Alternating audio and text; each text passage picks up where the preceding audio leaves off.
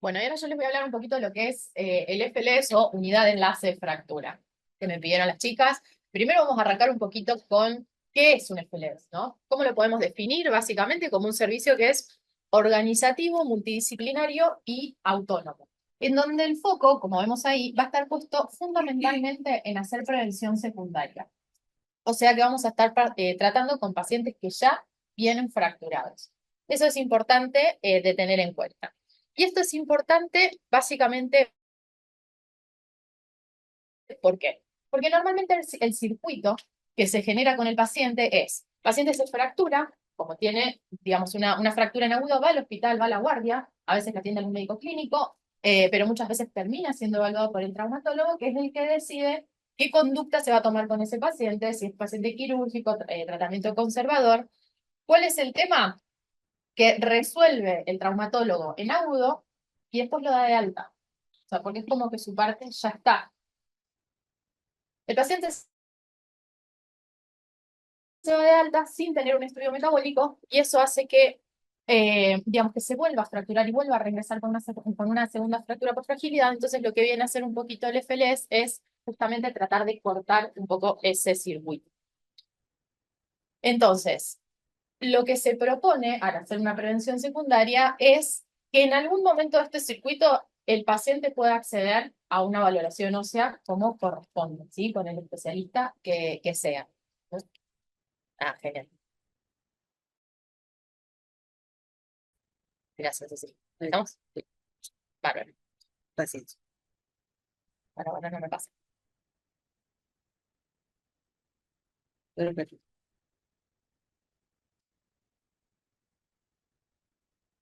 Ok. Ahí, oh, ahí volvimos, chicos. Ahí estamos. Ahí está. Entonces, bueno, ¿cuáles van a ser las funciones puntualmente del FLS? Es justamente organizar un poco todo este circuito que yo les vengo diciendo. La premisa va a estar en identificar quién es el paciente de riesgo, poder evaluar y estudiarlo para poder educar e informar no solamente al paciente, sino también a la comunidad médica. Poder hacer una intervención terapéutica, o sea, empezar el tratamiento una vez que yo hago el diagnóstico de estos pacientes. Y obviamente todo esto por medio de lo que es el trabajo intero multidisciplinario para poder mejorar la calidad, no solo de atención, sino también la calidad de vida de los pacientes, ¿no? Entonces yo les vengo a traer un poquito mi experiencia.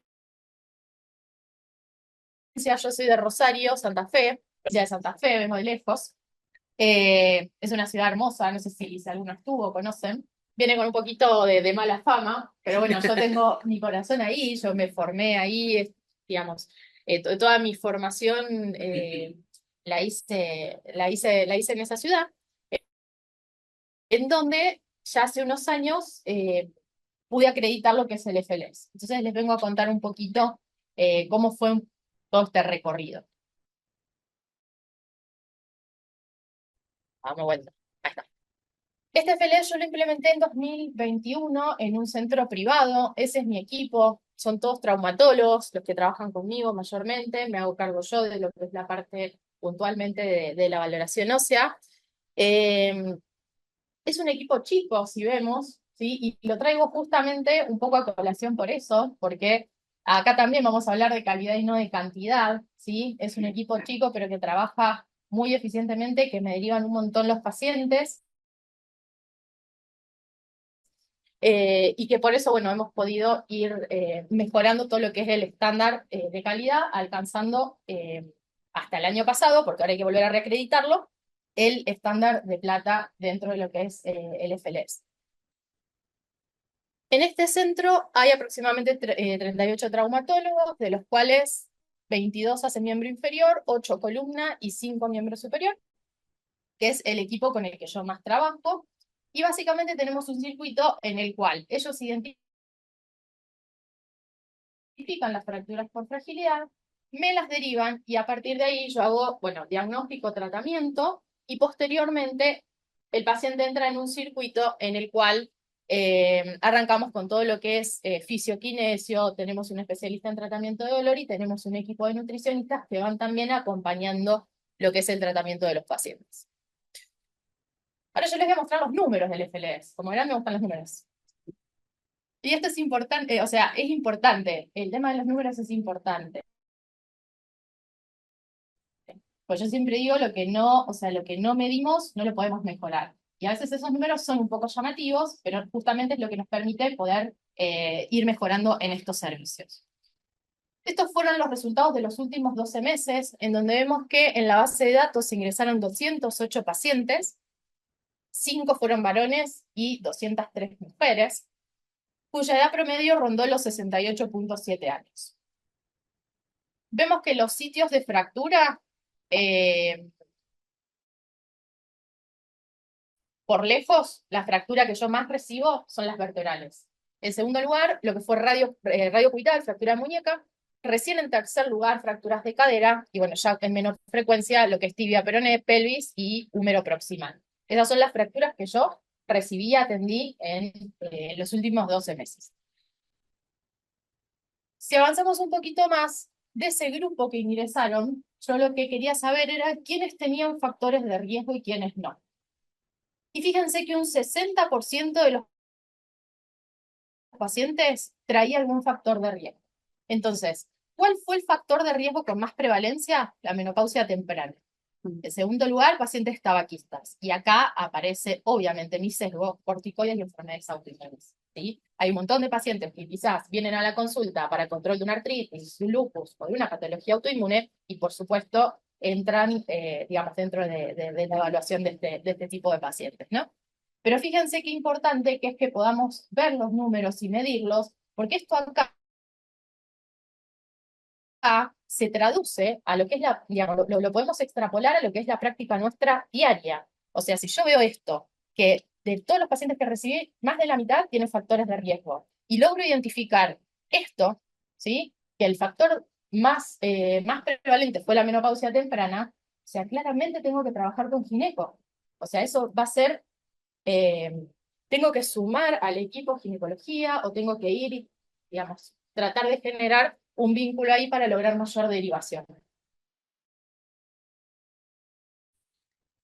¿Qué pasa con los pacientes que llegaban fracturados? Evaluamos quiénes tenían tratamiento previo a la fractura.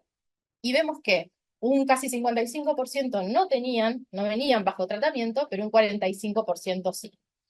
Y a su vez, de estos que venían bajo tratamiento, vemos que casi un 76% estaban bajo tratamiento con bifosfonato oral, un 17% con bifosfonato endovenoso, le hace ácido zoledrónico, y un 7% con denosumab. Sí,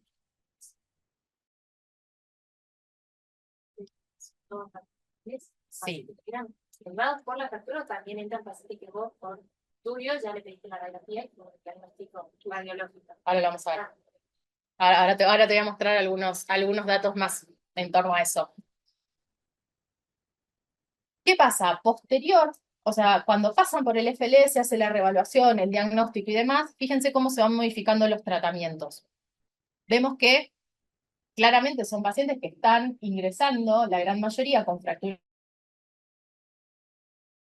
agudas, entonces como vimos en la estratificación de riesgo, claramente tenemos que cambiar la intensidad o del mecanismo, digamos, de acción, ¿no? Entonces fíjense que un 61% de estos pacientes empezaron a recibir tratamiento con denosumab, un 17% con bifosfonatos orales, un 9% con bifosfonatos endovenosos, y acá aparecen los anabólicos. Un 12% de los pacientes pudieron comenzar o pudieron acceder al tratamiento con teriparatide y un 1% romosozumab.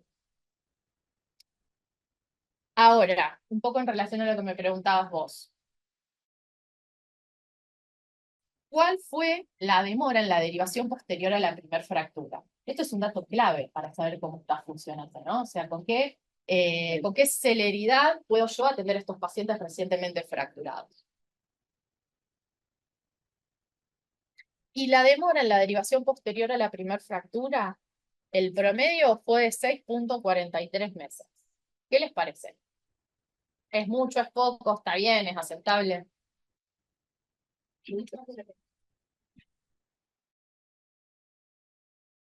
Esa es una opción. ¿Para cuánto me dan? Decime si es mejor o peor.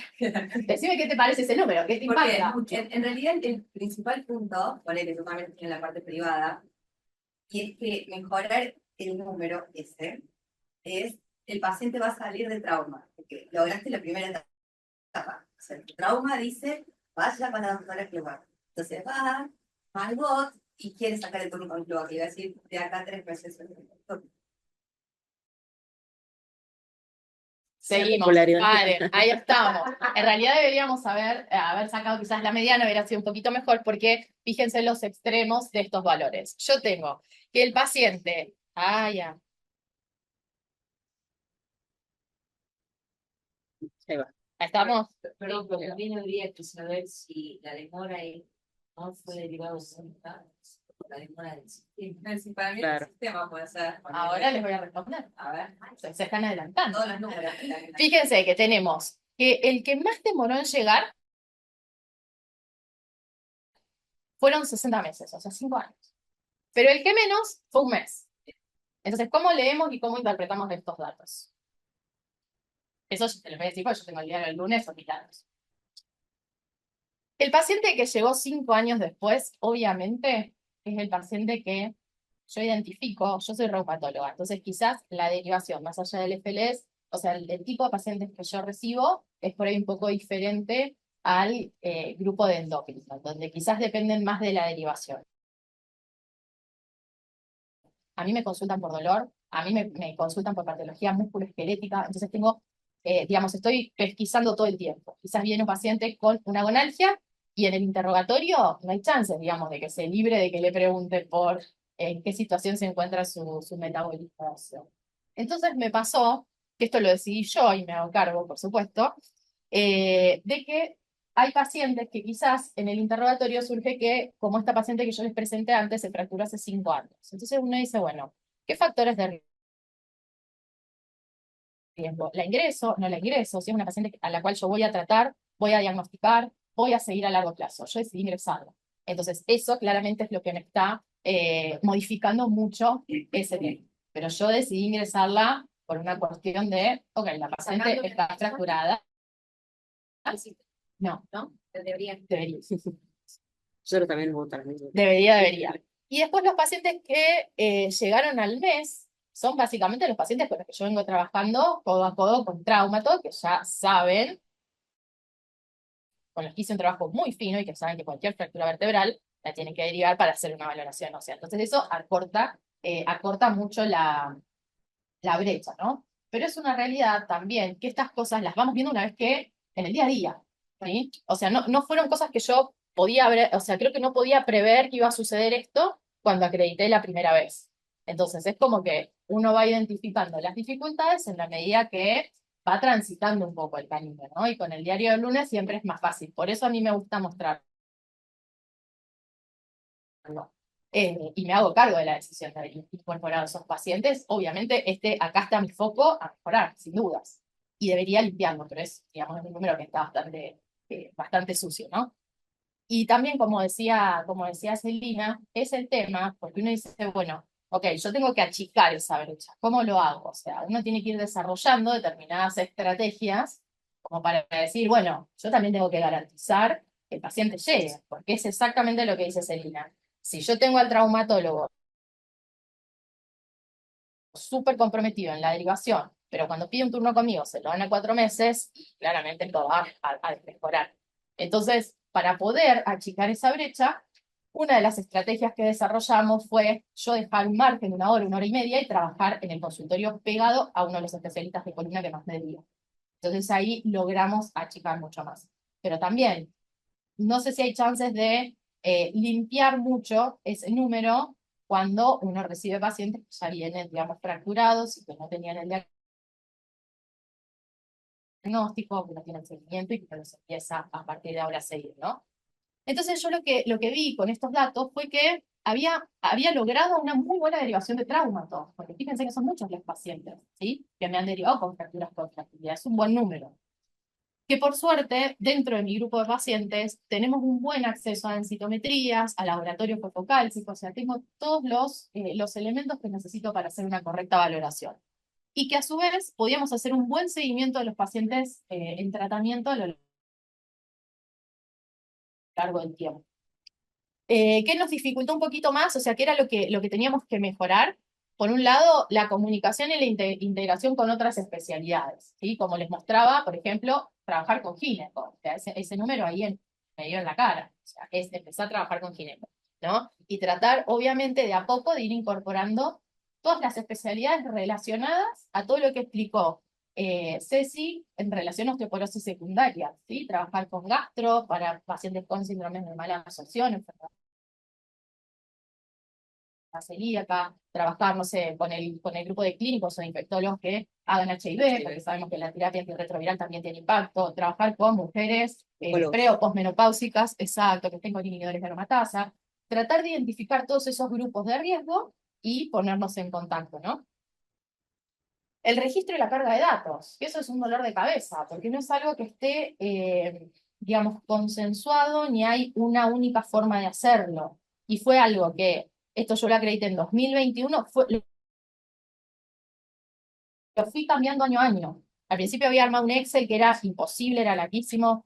Al día de hoy lo estoy haciendo con un Google Form. Muchas veces no lo puedo llevar al día, sino que lo hago medio retrospectivo, revisando las historias clínicas cuando me toca hacer la reacreditación. Es algo que todavía está como puliéndose constantemente. El tema de la educación a la comunidad es súper importante, ¿sí? Hacer charlas. A veces las personas no saben bien cuál es el médico, quién es el médico que se encarga de esto. Muchas veces queda relegado un poco al ginecólogo. Y bueno, obviamente, acá vemos en rojo lo que es el promedio de la derivación. Yo tengo, obviamente, toda mi energía focalizada en mejorar ese tiempo, ¿no? Y yo les dije que dentro de mi equipo teníamos un grupo de fisioquinesio, que esto es lo que incorporamos hace no tanto, que es el Departamento de Prevención de Caídas. En donde ahí vemos a mi equipo, está formado por dos médicos fisiatras, por Martina y por Fabián, que son los que coordinan y lideran todo el Departamento de Prevención de Caídas, junto con el jefe de kinesio, ¿no? En donde lo que se hace es como una evaluación integral del riesgo de caída de estos pacientes. Y es fundamental hacer esto por el hecho de que si el paciente se cae, tiene riesgo de fractura. Y de hecho es uno de los ítems que vimos dentro de lo que es la estratificación de muy alto riesgo. Entonces se identifican esos factores de riesgo, intrínsecos, extrínsecos, es una evaluación funcional, y también como un análisis del entorno, ¿no? Básicamente lo que se trata es de hacer como un entrenamiento del equilibrio, de la postura, se hacen ejercicios de coordinación, de fortalecimiento muscular, todo esto lo evalúan primero los fisiatras, que son los que arman el plan que después van a ejecutar los kinesiólogos. O sea, no se ponen 10 sesiones de FKT para para el kinesiólogo. Se hace individualizado para cada uno de los pacientes de acuerdo a sus comorbilidades, patologías de base, fractura y todo lo que tenga. Y esto también para traer a colación el hecho de que muchas veces cuando el paciente se cae, después queda con mucho miedo a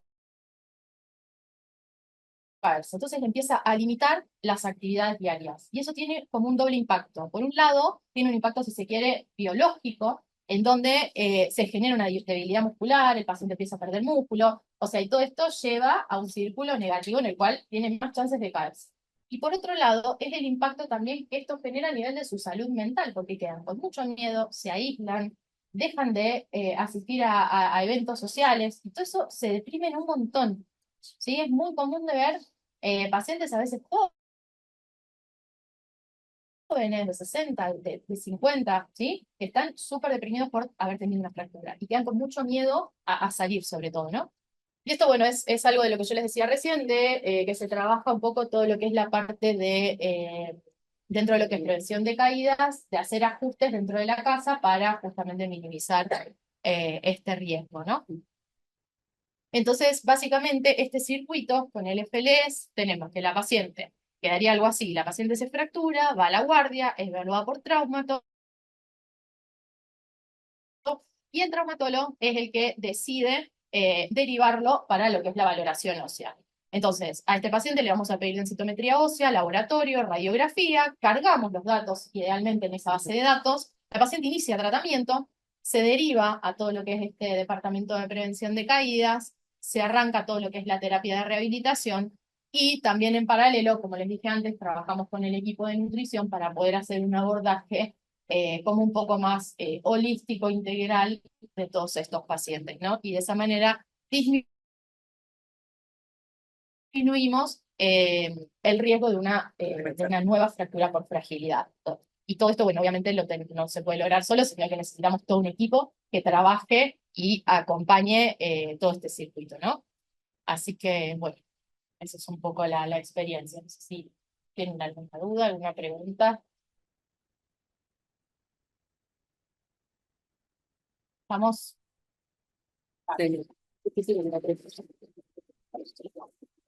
corriendo. ¿Cuánto tiempo? Re bien. Bien.